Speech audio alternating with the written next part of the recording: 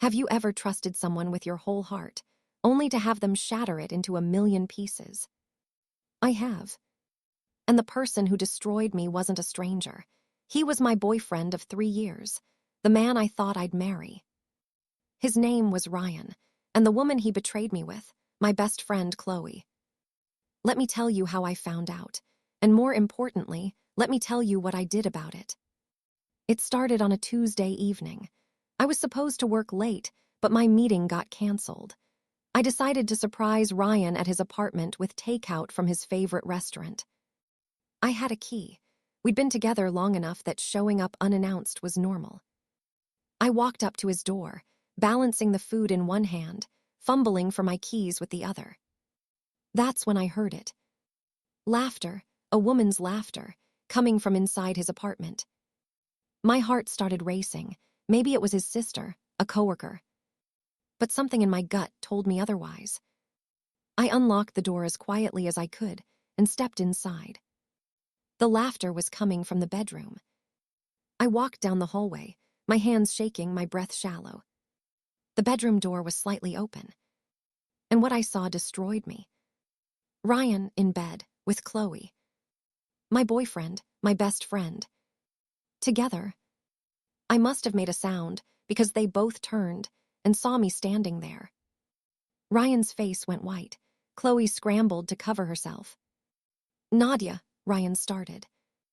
I dropped the food, turned around, and walked out. I didn't scream, I didn't cry, I didn't say a word. I just left. But as I drove home that night, something inside me shifted. I wasn't going to fall apart. I wasn't going to let them see me broken. I was going to make them regret ever underestimating me.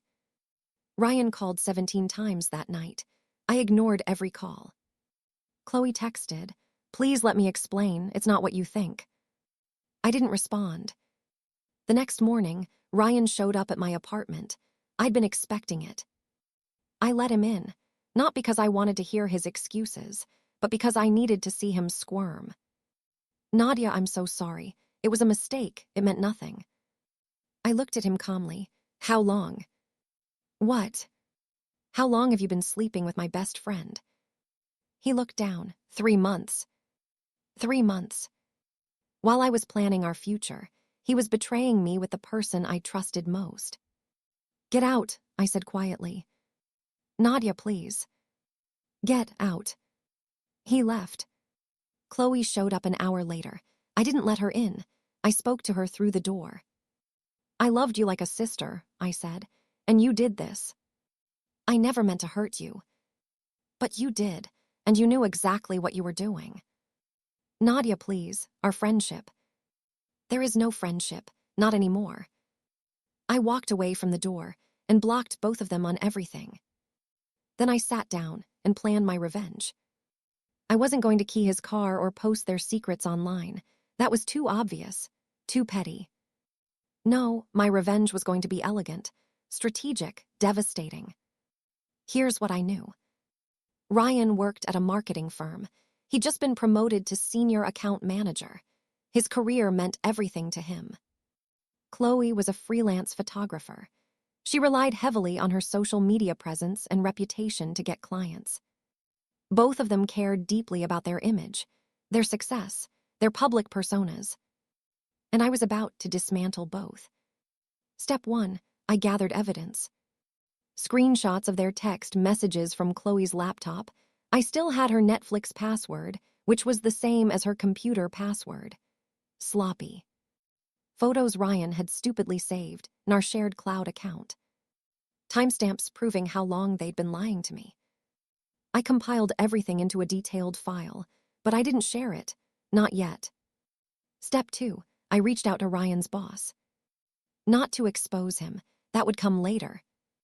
I casually mentioned in an email that I was planning a surprise birthday party for Ryan and wanted to invite his colleagues. His boss kindly gave me the company directory. Now I had the contact information of everyone Ryan worked with. Step 3, I befriended Chloe's biggest client. Chloe had just landed a contract to shoot a wedding for a wealthy influencer couple. It was her biggest job yet. I happened to know the bride through mutual friends. I reached out, congratulated her on the engagement, and we grabbed coffee. During our conversation, I casually mentioned that Chloe's work was beautiful, but that I'd heard some concerning things about her professionalism lately. The bride asked for details. I said I'd rather not gossip, but suggested she might want to have a backup photographer just in case. Seeds planted. 2 weeks after the betrayal, I set everything in motion. I created an anonymous email account and sent the evidence of Ryan and Chloe's affair to Ryan's entire company directory. The subject line, "Integrity matters, who you work with." The email included photos, screenshots, and a timeline. No commentary, just facts. Within hours, Ryan's phone was blowing up. His coworkers knew. His boss knew. Everyone knew. His reputation, destroyed. The company had a strict ethics policy. Relationships weren't forbidden, but dishonesty and deceit were grounds for disciplinary action. Ryan was demoted, moved to a different department. His career trajectory completely derailed. For Chloe, I took a different approach. I waited until the week of the influencer wedding. Then, I sent the bride screenshots of Chloe's texts to Ryan texts, where she complained about how annoying and demanding her clients were, including this bride. The bride fired Chloe immediately, and because influencers talk, word spread fast. Chloe's reputation in the industry took a massive hit. Bookings canceled. Clients backed out. Her career, in shambles. But I wasn't done yet. 1 month after everything imploded, Ryan showed up at my door again. He looked terrible, dark circles, unshaven, defeated. "You did this," he said. "Did what?" "You know what, the emails, the company, you destroyed my career." I looked at him calmly. "No, Ryan, you destroyed your career. I just made sure everyone knew the truth about who you really are." "This is too far, Nadia." "Too far? You slept with my best friend for 3 months while telling me you loved me, and I'm the one who went too far." He had no response. "Leave," I said, "and don't ever contact me again." He left. Chloe tried reaching out through a mutual friend. She wanted to apologize, explain, make amends. I sent back one message. "You made your choice. Now live with the consequences." I never heard from either of them again. It's been 6 months since that night. Ryan's still struggling at work. Last I heard, he's looking for a new job, but his reputation follows him. Chloe moved to a different city, started over, lost most of her clients. And me. I thrived. I got promoted at my job. I started traveling, places I'd always wanted to go but never made time for. I reconnected with real friends, made new ones, learned to trust again slowly. I even started dating someone new, someone kind, someone honest. I don't regret what I did, not for a second. Some people might say I went too far, that revenge is petty, that I should have just moved on.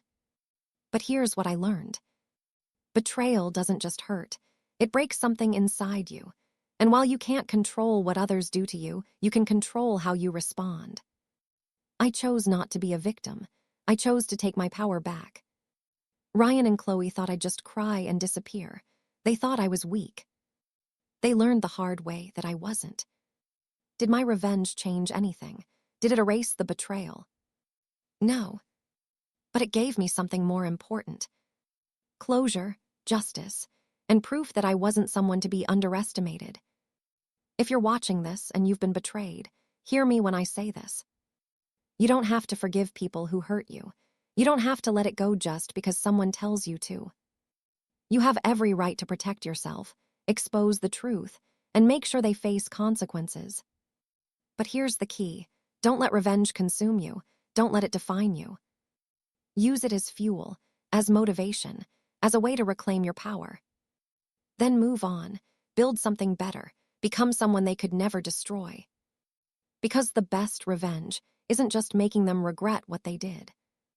It's showing them that you're thriving without them. Ryan broke my trust. Chloe broke my heart. But my revenge, it left them both speechless. and I walked away stronger than ever.